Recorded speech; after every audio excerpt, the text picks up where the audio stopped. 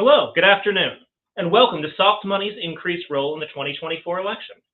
I'm Brendan Quinn, Senior Communications Manager for Campaign Finance and Ethics for Campaign Legal Center. Thank you all for joining us today. CLC is a nonpartisan nonprofit organization that works to advance democracy through law at the federal, state, and local levels. We fight for every American's right to participate in the democratic process. We believe our democracy should be transparent, accountable, and inclusive. The 2024 election is already well underway, and so-called soft money, that is, funds raised under circumstances where federal campaign finance laws do not apply, is already playing a major role in the race for the White House. Federal contribution limits, source prohibitions, and other federal campaign finance rules and regulations limit opportunities for corruption in our campaign finance system and protect against play-to-play style of politics that erodes public trust in our elections. When soft money makes its way into our federal elections, it can undermine these crucial protections to the detriment of voters. With candidates increasingly looking for ways to inject massive amounts of soft money into their campaigns, we have gathered a group of experts to examine why and how this is happening, and what can be done to address it.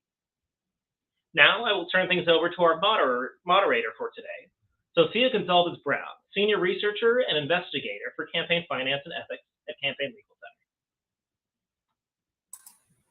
Thanks, Brendan. Before we start our discussion today, I'd like to go over a few housekeeping items. Please use the comment section on Facebook or YouTube to submit your questions to the panel. At the end, we'll start the question and answer section. We will do our best to get to each question, but in the interest of time, we may not be able to do so. If we are unable to answer your question and you are a member of the media, please email your questions to media@campaignlegalcenter.org. If you are a member of the public, please email your question to info@campaignlegalcenter.org. Now I'd like to introduce the members of today's panel. Erin Klopek is Senior Director of Campaign Finance at CLC. Erin leads CLC's work to promote and defend strong campaign finance laws and ensure that existing laws are enforced. Before joining CLC, Erin spent nearly a decade working on a wide range of issues at the Federal Election Commission's Office of General Counsel. Next is Saurav Ghosh, who serves as the Director of Federal Campaign Finance Reform at CLC. Saurav leads CLC's efforts to uncover campaign finance violations, file complaints seeking administrative enforcement, and pursue legislative and regulatory reform efforts to strengthen and ensure the consistent and robust enforcement of federal campaign finance laws. We also welcome Anna Masolia, who serves as the Editorial and Investigations Manager at Open Secrets, which tracks the influence of money on U.S. politics. In addition to leading Open Secrets' reporting team and overseeing editorial strategy, her research areas include foreign influence and investigations into opaque spending networks. Thank you to all of the members of our panel for joining us today to discuss the threat that soft money poses to our democracy and its increasing role on the 2024 presidential election. So, Erin, I'd like to start with you. It's clear that soft money significantly undermined our campaign finance system, yet candidates are continuing to violate the laws that prohibit it. Just so we all know what we're working with, what are these laws that ban soft money, and why were they needed in the first place? Thanks, Sophie, for this question, and I'm excited to be here and talk about this important issue today.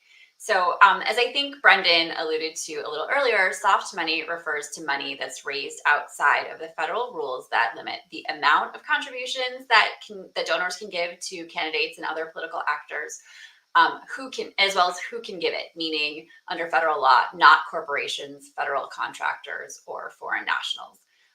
The use of soft money became a big issue a few decades ago after Congress tightened federal rules regulating fundraising by political parties and PACs. Donors began redirecting money to cover more generic expenses for activities that were not related directly to electing specific federal candidates. And among other things, those generic expenses, included covering a category of political advertising that was commonly referred to as issue ads. And that was because these ads often focused on hot topic political issues. But they often typically mentioned candidates as well and were frequently broadcast in the period before elections. They were funded with soft money because they didn't explicitly advocate for or against electing a particular candidate, But it was usually pretty clear what the intent of the ad was, to support or oppose a candidate. And by the mid-90s, parties were raising hundreds of millions of dollars in unregulated soft money, and they were spending that money on political ads, clearly conveying support or opposition to particular candidates while avoiding regulation as campaign ads, and obviously funding it with all of this unregulated money. In the early 2000s, Congress passed a law to address this problem, among others. That was the Bipartisan Campaign Reform Act, often known as McCain-Feingold, named after its bipartisan sponsors.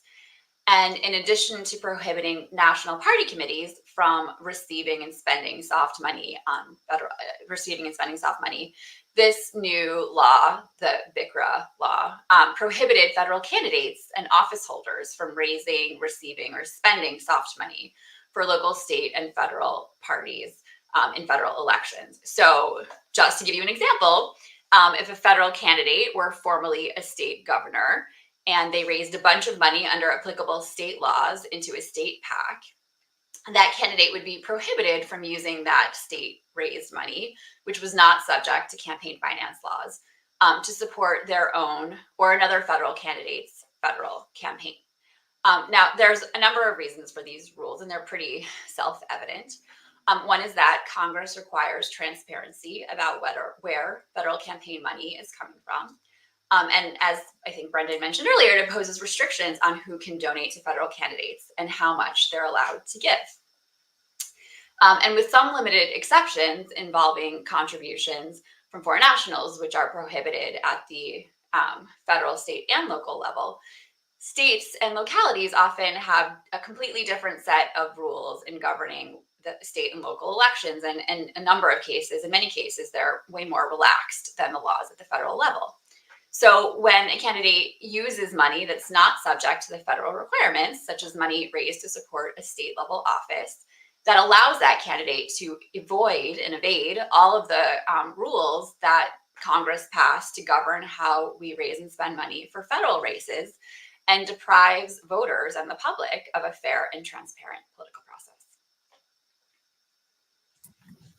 Thanks for that history. Now, moving forward to the focus of our chat today, the 2024 election. What are the major soft money concerns we see in the presidential race playing out before us? So I'll take the lead in answering this one. Thanks, Sophie. So as Aaron explained really well, the whole issue behind the concern over soft money is that this money is not regulated under the federal campaign finance laws. So all of the important protections that those laws provide aren't necessarily in place. And that becomes a concern when you see a presidential candidate who is transferring soft money into a federal committee that's being used to support their candidacy. So I think a great example of this is, let's look at transparency, right? So federal campaign finance laws require transparency about who's spending money on elections. So it's required that all contributions be disclosed and all money spent be disclosed in disclosure reports that are filed with the FEC.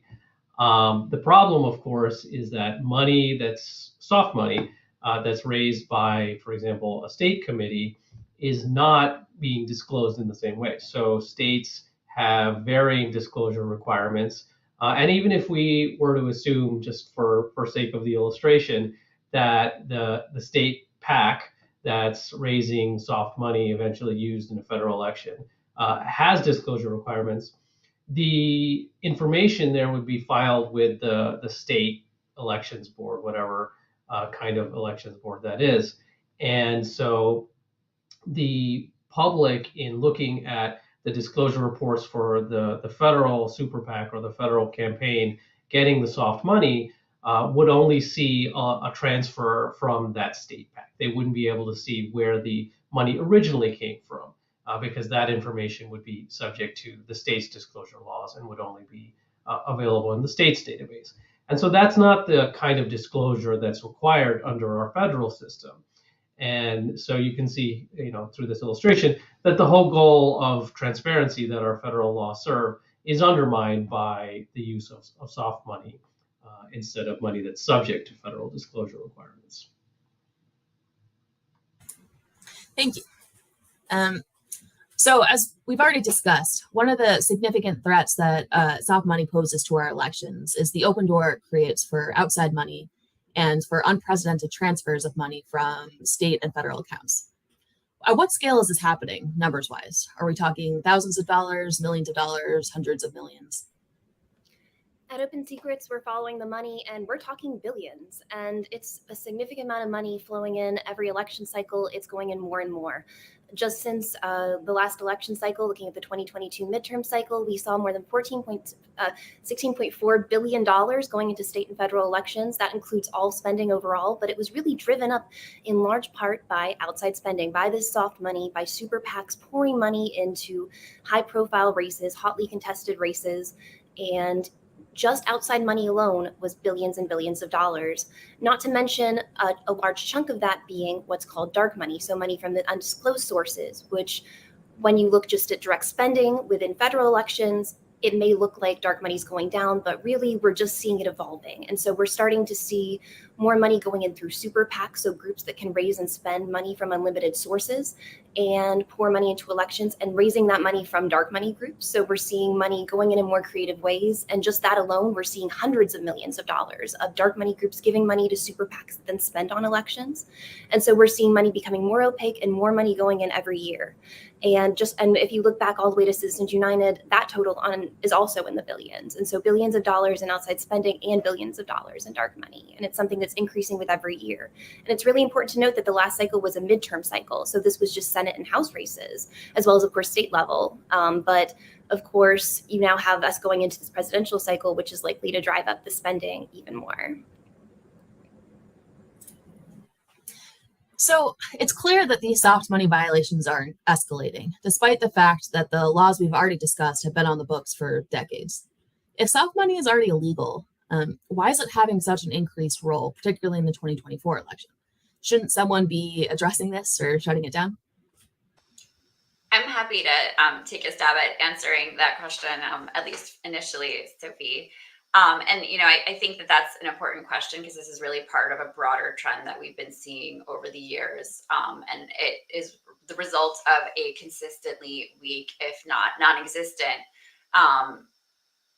enforcement process of campaign finance laws by the Federal Election Commission, which is the independent federal agency responsible for civil administration and enforcement of federal campaign finance laws. It has developed a degree of notoriety over the years for its frequent failure to enforce campaign finance laws. And this is particularly true in a few categories of campaign finance law.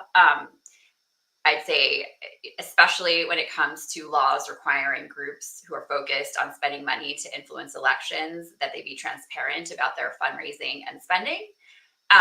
When we're talking about super PACs and other supposedly independent groups working closely with a candidate's campaign, despite rules requiring those groups to operate completely independently from the candidates that they support. And more recently, and as we're talking about today, we've seen the FEC shirk its responsibilities when it comes to the soft money rules. And, you know, I think the upshot of this is that savvy political actors have learned that they can push boundaries about what is lawful and that they're pretty likely to get away with it. And in the context that we're talking about here, I think what we've seen happen is that, you know, there were in past years, there were some smaller scale examples of federal candidates pushing the limits when it comes to spending soft money on federal elections.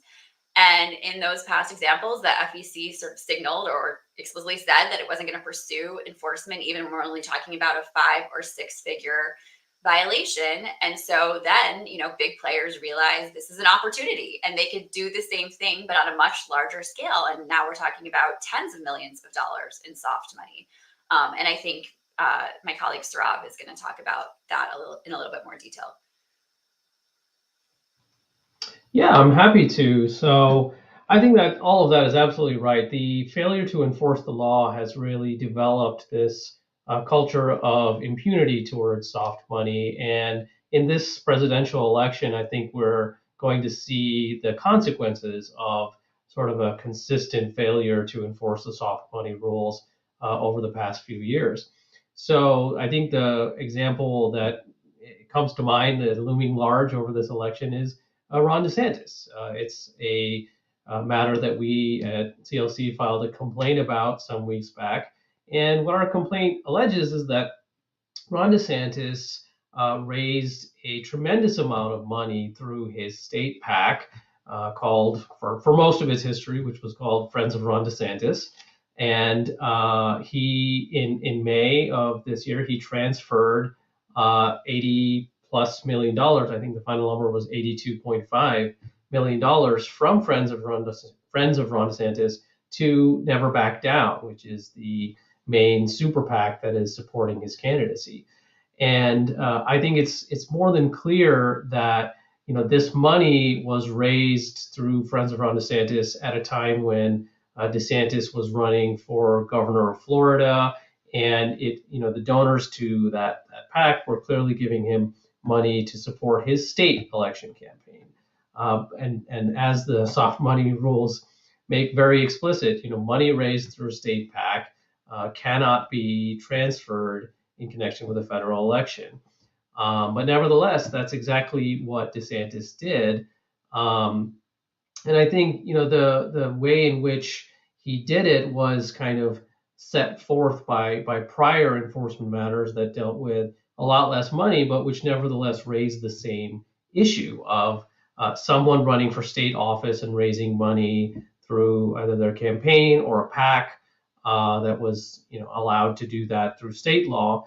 And then eventually, when they were seeking a federal office, they used the same pot of money, just simply transferred it over to a federal super PAC. So I think what we are seeing with the DeSantis situation is sort of the culmination of consistent non-enforcement. And so now you're talking not about thousands or hundreds of thousands of dollars, but you're talking about $80+ million.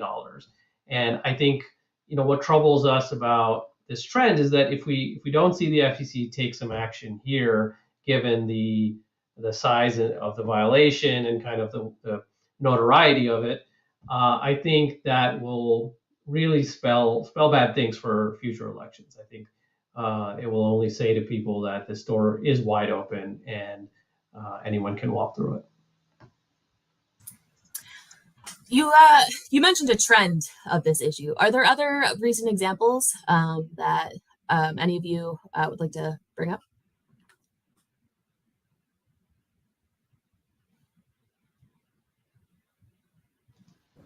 I mean, history is really riddled with a number of examples of candidates being very close to their super PACs, whether that be former staffers working at those super PACs. In some cases, super PACs using very similar language to the campaigns. There are a number of ways that campaigns can really get around these rules on coordination, on getting around it. But what the DeSantis campaign in particular has done, I think, is at an unprecedented scale. The amount of money going into this, the infrastructure that was already in place, and now we're seeing more individuals going from the campaign to the super PAC, even adding more to that, having that institutional knowledge of the campaign's plans, really towing the line of what is permissible if not going over it. In the past, we've seen candidates touring with their super PACs. We've seen candidates going as special guests of their super PACs at events, which is actually something that is in many cases permissible. There's so many different ways that candidates can really, and the super PACs can skirt rules without ever actually going over them, that the history is really riddled with, unfortunately.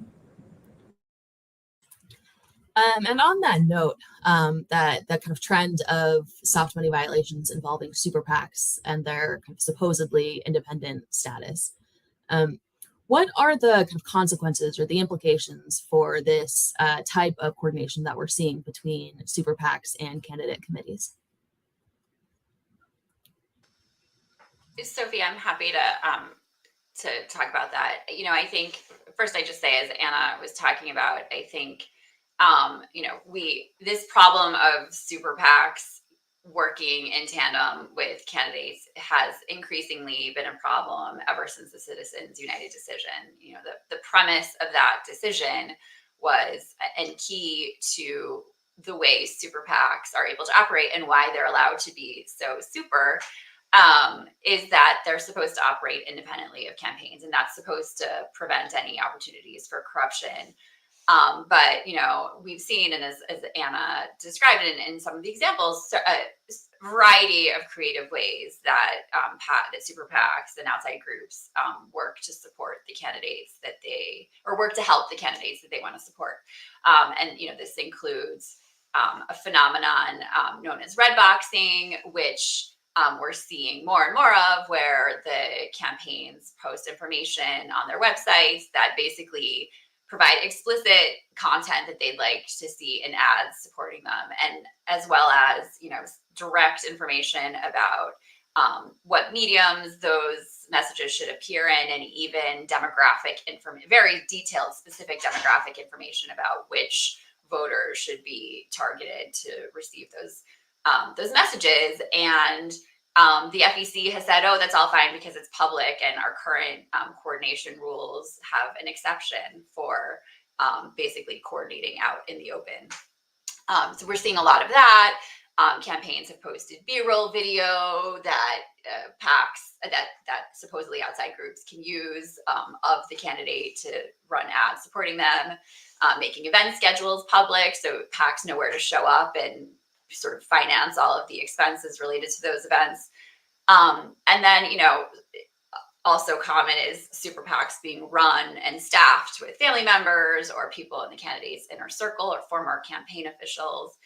So there are just innumerable ways that campaigns and PACs are coordinating, or super PACs are coordinating, and that either aren't covered by current regulations explicitly, because those rules and laws were written before we even had something called super PACs, and before corporations were allowed to spend money on campaigns, or excuse me, on outside spending.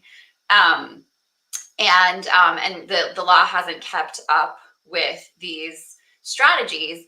And then also even just enforcement of the laws that do exist has been weak, as I was talking about earlier. And so I think soft money, the use of soft money, is just like the latest and most new troubling development, because now what's happening is candidates are involved in raising money that they're not permitted to use for their own campaigns, and that can't be, you know, is not permitted to be used on federal elections. And they use a series of pretty transparent maneuvers to create the appearance that they are not associated with that money, even though they were, you know, directly or indirectly involved in raising it. And then by channeling that money to some ostensibly outside entity, which may not actually be all that disconnected from the campaign, they're infusing, now we're talking about tens of millions of dollars into essentially supporting their own elections when that money was not allowed to be spent in that way. So I think this is just sort of exacerbating a long existing problem of outside spending that's not really that outside, and that is all of the sort of reasons why it's allowed to be raised in the unlimited way that it is, and from corporations and sources that would not otherwise be allowed to be making donations to campaigns, is presenting all of the problems that the Supreme Court assumed would not be present.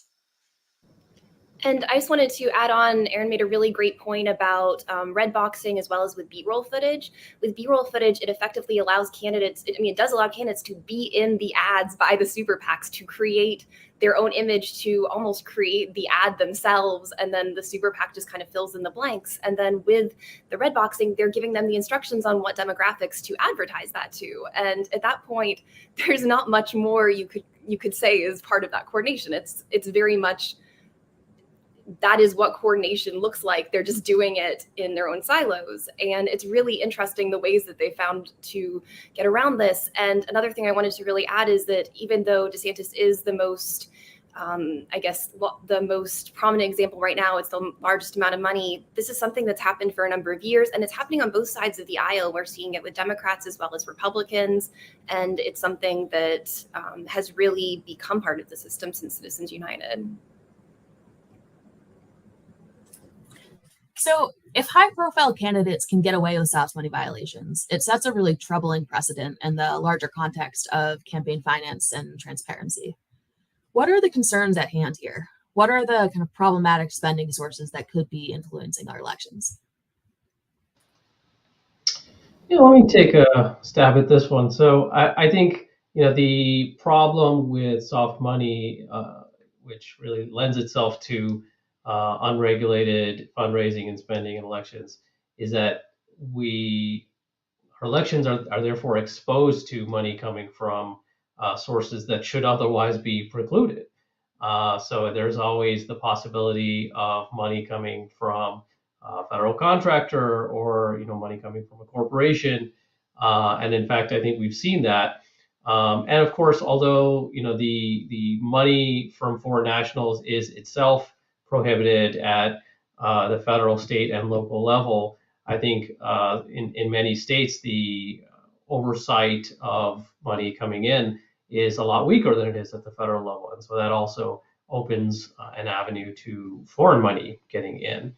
And I think we can look at. I know we talk about DeSantis quite a bit, and I think it is the most prominent example right now of really everything that we've been touching on, both on the soft money side and sort of on the coordination side, which are kind of like two sides of the coin. And I think the DeSantis operation really demonstrates why that is. The never back down Super PAC, that is the main outside vehicle supporting him. It has announced in numerous times that its overall budget, it plans to spend $200 million supporting DeSantis's presidential campaign. Left out of that quite often is the fact that $80+ million of that is coming from the state PAC that DeSantis was running for years and was raising money for years. So in a certain sense, you've got 40% of the Super PAC's budget is soft money and is therefore illegal to use in a federal election. And then on the other side, Never Back Down is also a great illustration of this coordination problem, because it is breaking new ground and setting a troubling precedent for what a super PAC can do if it gets this influx of soft money and jumpstarts a presidential campaign. Reports have indicated that Never Back Down is not just doing outside express advocacy in support of DeSantis or attacking his opponents. They're actually doing on the ground field work, voter data collection and outreach. And it's really hard to imagine how a super PAC can actually be doing that independently, how they can do all of that work without coordinating in some way with the campaign. So I think both in terms of where it's getting its money and how it's spending its money, Never Back Down is really a sign of troubling things to come.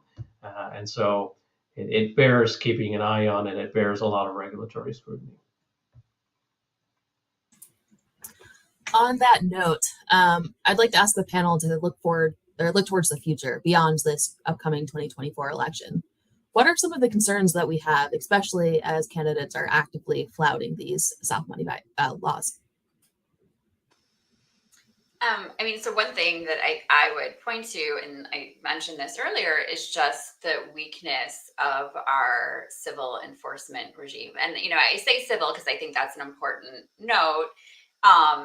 The Federal Election Commission is the agency responsible for civil enforcement. The Department of Justice does still have criminal enforcement authority. And frankly, in the past several years, the areas where we've seen the most rigorous enforcement of federal campaign finance laws has in fact been by the Justice Department stepping in, sometimes in matters where the FEC has not acted or, and clearly should have. But I think, the Department of Justice only has jurisdiction over those criminal matters, and certainly not everything rises to the level of a criminal violation.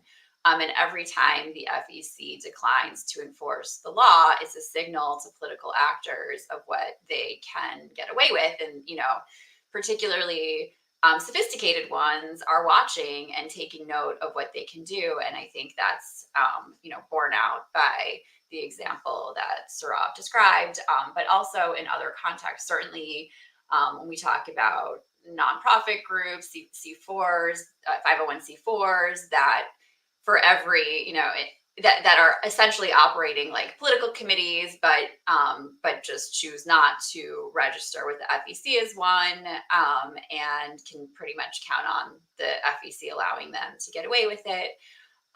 To the coordination rules that we talked about, I think setting up, or I guess we've already set up a system, but having a system in which political actors can essentially flout existing laws and exploit sort of gaps that exist does not foster, the trust and confidence that we would want in our political system, and certainly going into a highly contentious presidential election year, that is not the ideal scenario that you would want to see. And just to build off of what Aaron just mentioned, as well as what Saurabh mentioned in the last question, I think one of the real dangers going forward is the risk of undue influence from these donors who are able to pour such significant funds in soft money that they would not be able to do so through just campaigns, through candidates, and yet still having those close ties between candidates and the outside spending group supporting them, really opening that door for candidates to benefit from, in many cases, donors who may have interest in the stake or the outcome of the election, who may, such as federal contractors or others who might want something ultimately. And this is in particular problematic when there is not that transparency, when there are these extra layers of insulation between the donor and the group that's getting the money and the ultimate spending, that makes it very hard for voters who are going to the ballot box to really know who is funding this candidate, who's supporting them, and who they might be beholden to.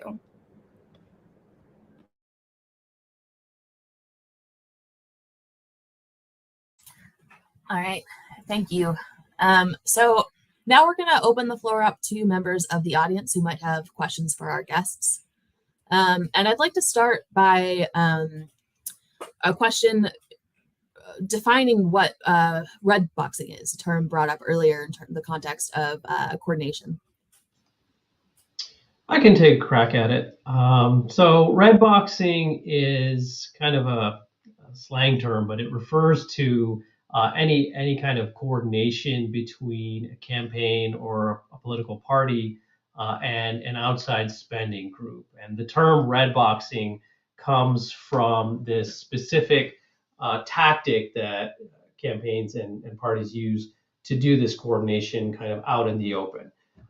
So the way it works is that the campaign or the political party puts in a specific part of their website or on some other publicly available kind of media platform, they put information that they would like allied super PACs or other outside spending groups to see. And the way they have traditionally demarcated that information is by putting it in a literal red box. That's where the term red boxing comes from. But what they have done, as the practice has grown more sophisticated, is they will use specific language that is meant to tell the target audience, which is the Super PAC staffers, what message to use in their ads, what media channels to put the ads on. So, digital ads or paper flyers, in mailers, mailers or TV ads, and then even as specific as what types of people, what demographics to target. So, a typical red boxing message might say voters in the 3rd district over the age of 40 need to read and see on the go that candidate X is against guns or something like that. So that message tells the audience, the Super PAC staffers, that they should disseminate that message about candidate X being against guns on using the code words read and on the go they should disseminate it in mailers and in digital ads. And so this whole practice is a way to allow two groups that aren't allowed to communicate about ads, the campaign and the Super PAC. It allows them to communicate in a public way that unfortunately the FEC has interpreted as not coordination, even though I think under any common sense understanding, it is in fact coordinated. Thanks, Rob. So our next question. Sorry, Sophie, I just wanted to add one thing about the red boxing, and I guess also sort of a broader point, which is that I think we're talking a lot about a lot of the problems in this system, and I think that's really important because there are indeed a lot of problems, but there are also solutions out there. And on the red boxing front, we've actually seen some progress, and particularly in the city of Philadelphia recently promulgated rules to address precisely this problem. So, and sometimes it doesn't even require legislative action. It just requires, better enforcement of laws that all are already on the books, and CLC files complaints trying to, get the FEC to act. Doesn't always work. And in many cases, when that's the case, we also have litigation opportunities to try to ask courts to intervene and step in. So there are problems, and sometimes it's daunting, but there are also solutions, and we have also seen progress. And I just wanted to make that note. Thanks, Erin. So our next question comes from Money Out Virginia, and it is, what rules preclude DeSantis from moving his state money into a super PAC, and who rules on this? That's a great question. So let me take a shot. So what precludes DeSantis from moving money from his state PAC to a federal super PAC is the statutory prohibition on soft money that we've been talking about. So the law says that money that is not subject to federal requirements, and that includes what we've been discussing, the reporting requirements, the contribution limits and prohibitions. Federal candidates cannot transfer that money in connection with a federal election. And so that appears to be exactly what DeSantis did by moving the money from Friends of Ron DeSantis into Never Back Down PAC. And so I think, as Erin mentioned a moment ago, this is a law that's on the books. This is already illegal. And so this doesn't require any kind of congressional action. It doesn't require even, the FEC to amend or update its rules. This is illegal right now. And I think what we've been talking about throughout the session is that the lack of enforcement of these laws is what has led to this situation where you see such a large amount of money being moved seemingly with impunity. And I think we need to see the FEC enforce the law so that trend can start to shift in the other direction. Thanks, Rob. Our next question comes from Barbara Palmer on YouTube. And she asks, can you connect the dots between the Supreme Court Citizens United decision to this issue? In other words, how did Citizens United lead to this phenomenon of soft money transfers? I'm happy to start off answering that question. So, I think one clear way that Citizens United has played into what we're seeing now is that it opened up the door to corporations, well, initially to corporations spending unlimited money to influence elections. Before that decision, corporations couldn't spend money either making contributions to candidates or independently, and except through their PACs. And as a result of this new vehicle that can spend money to influence elections, and following Citizens United, there were some lower court decisions that essentially led to the creation of super PACs, which are, as I said before, sort of these supercharged political committees that can't give money directly to candidates, but can be super helpful in other ways, and more so because they can accept unlimited contributions from a variety of sources, including corporations that cannot give to traditional PACs. And traditional PACs are limited to making to receiving contribution of $5,000 per donor per year. Super PACs could get $500 million from a donor if there was a donor out there that wanted to do that. And so by having these new super powerful entities that can be very influential in essentially choosing which candidates are going to be well funded and well supported, there was this new opportunity for wealthy donors and special interests that want to influence elections and essentially by curry favor and if not explicitly engage in sort of quid pro quo arrangements, do everything but that. There was this new opportunity to do that, and so by having these new vehicles available, there was an incentive to find ways to get large amounts of money to them. And I think Anna and I talked earlier about various ways that super PACs are working to help candidates that they want to support. And I think soft money is certainly a concerning one, but far from the only one, as we've all been talking about today.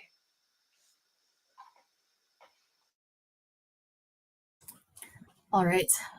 Our next question comes from Dan Frumkin on YouTube, who asks about media coverage of soft money and coordination. So how would we like to see this coverage improve? I think one thing that's really important, just to at least start us off, is to understand the distinctions between different terms, understand the difference between super PACs and dark money, to understand the difference between traditional PACs and super PACs, as well as there's a number of other definitions. So really, if you're writing about this, just make sure to understand the terms, get them right, and not to confuse them. I think that's one thing that I see pretty commonly. As well as to understand the difference between contributions and outside spending. Contributions and spending are oftentimes conflated, those types of things. And so really, if you don't understand it, it's obviously a lot of people, especially reporters, will get pushed from another beat onto the campaigns or a story related to these as elections near, because it becomes the big story. And so making sure that even if you don't understand it, to go find people who do, get the right resources, ask questions. At Open Secrets, we're always more than happy to help. I know Campaign Legal Center is always happy to help us as well as everyone else. I've certainly gone to them with my questions as well. And so I think making sure to ask questions when you don't know the answer, rather than just putting the information out there, can help stop the spread of misinformation, because people are relying on news stories in many cases as fact. They assume that these things have been vetted thoroughly, and putting out the wrong terms or conflating things can be more damaging, I think, than a lot of reporters think. Yeah, and I'll just add, these are not necessarily easy concepts, which is why we're always happy to help clarify them. And I think the question that when I'm speaking to a reporter that I love to get is, why does this matter? Why should this matter? Not just explaining what the law is and what it requires, but what the implications are, both of having the law and of enforcing it.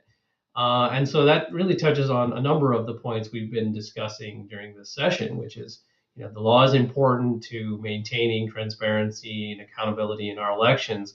And the consistent lack of enforcement has led to this culture of impunity about people using soft money in elections. So I think a lot of the coverage really emphasizing the consequences, what's at stake for the public, really helps convey the message and sort of makes it relatable and salient for the public.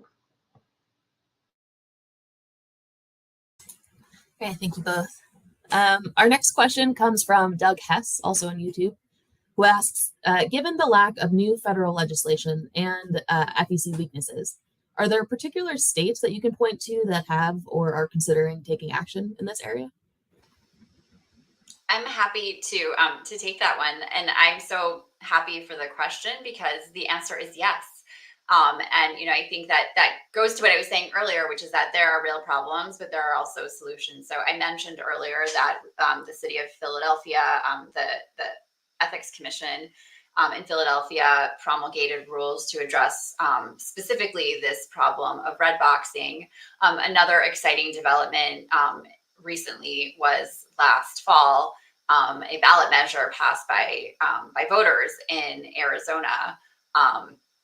It was Proposition 211 passed, and it was the Arizona Voters' Right to Know Act, which really gets to the issue of something Anna's been talking about a bit, which is dark money, or money that is spent on elections where we don't really know where it's coming from. And this has certainly been an increasing phenomenon and problem that we've seen since Citizens United, because as I was talking about before, you have corporations and other entities that are allowed to spend money on elections. And well, I think, after Citizens United, there was a lot of concern that we'd be seeing, big name corporations spending money to influence elections. What we've actually seen much more frequently is, sort of vaguely named entities that may be set up by a wealthy donor who doesn't want to be identified as the source of the money. And so these entities function to conceal where the money is actually coming from.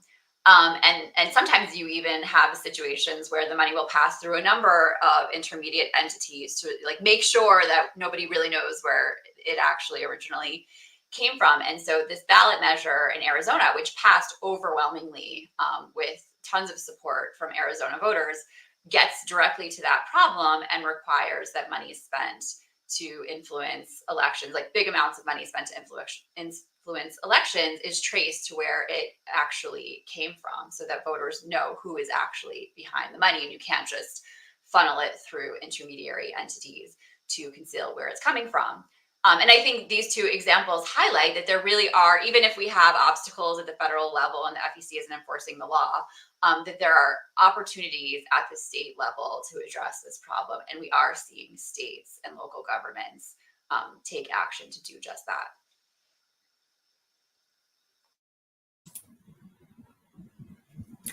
All right. So I'm going to move on to the kind of final thoughts. I'd like to start again with you, Erin, if you don't mind, and just leave us, your final thoughts and kind of predictions of how soft money will continue to have an influence both on this election in 2024 and moving forward. Yeah, so I mean, when we're talking about soft money specifically, on the one hand, I think it's concerning that we've seen, we talked a lot about DeSantis today, but actually CLC has also filed a complaint regarding soft money transfers involving former President Trump. So on the one hand, I think there are concerns about past FEC decisions leading to more of this abuse. On the other hand, as Saurav has talked about, CLC has filed complaints flagging these issues. I think the most recent examples are even more egregious than what we've seen before, and certainly involving massive amounts of money. So I think there is an opportunity here for the FEC to correct course and clarify, that the rules will not, that abuse of the rules will not be tolerated, and that in fact the law will be enforced. And I think, we're through this conversation today and through our work trying to bring attention so that hopefully, the public can appreciate that this is a problem that is affecting our elections.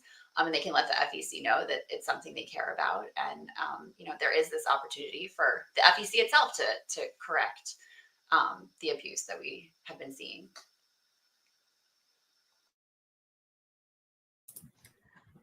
Saurav, final thoughts? Yeah, I was going to say, happy to let Anna have the last word. I would agree with all of that. The laws are on the books to address this soft money problem. And I think the moment that we're having this conversation is really appropriate given the scale of the violations that we are seeing from both DeSantis and Trump. We talked about DeSantis' $80 million soft money transfer, only slightly more than the $60 million that former President Trump moved from his leadership PAC to a federal Super PAC.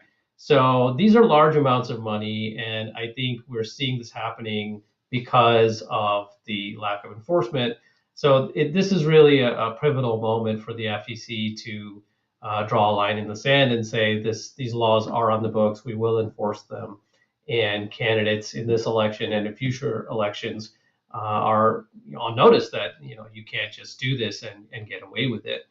And it's a pivotal election for our coordination laws too. All of this money that's going into super PACs, how is it being spent? I think what we're seeing on the spending side too is unprecedented levels of, for lack of a better term, coziness between super PACs and campaigns. And that coziness is, in fact, illegal. It is undermining the very concept of independence that was one of the assumptions the Supreme Court built in when they said that, essentially said that corporations can spend unlimited amounts on elections. And I think the whole notion of special interests underwriting candidates is fundamentally anathema to campaign finance law and to most of the public, but it's what we are seeing at an unprecedented level. So again, it's an area where the law is there and it just needs to be enforced for it to start meaning something. And this is the election to do it. And I think that both Aaron and Sarah really hit the nail on the head with this. I think it's so important for the FEC to really just start enforcing the laws on the books. There's so much opportunity for that. This election is just so important going into a presidential cycle that congressional elections on their own are so pivotal, but having another presidential cycle at stake, making sure that the election is clean, that it's run well, that no one is brazenly violating the rules that are already there. I think it's just such an important aspect of it. The election cycle is starting earlier than ever. We're seeing more money than ever already pouring in, and making sure to really follow as those filings pour in. We're currently in the process of looking at quarterly filings. Mid-years are coming up. We're starting to at least now get the information to be able to hold these groups to account, to see how they're spending their money and to get more information about them. And that's something that's really important going forward, is to make sure that we're getting that information. And I think that's such a big opportunity for the FEC to monitor that, but also to actually pursue those investigations. While the FEC has a quorum, it's empowered in a way it has not been in many prior years. And I think it's such a great opportunity for that, as well as at the state level, where we are seeing more movement for legislation to really hold, as well as other regulations to hold groups to account. And that is coming as there's more and more money trickling down from the federal level to the state level, as national level groups are getting involved, more dark money is going into the state level. And so I think it's a really important time for those changes to be considered, and for the average American to make sure they're continuing to be informed and get involved. All right, that brings us to the end of our discussion. Many thanks to Anna, Saurav, and Aaron for your thoughts. If you have any additional questions or would like any more information, please email us at info@campaignlegalcenter.org. And again, thank you to all of our speakers and to you for joining us today.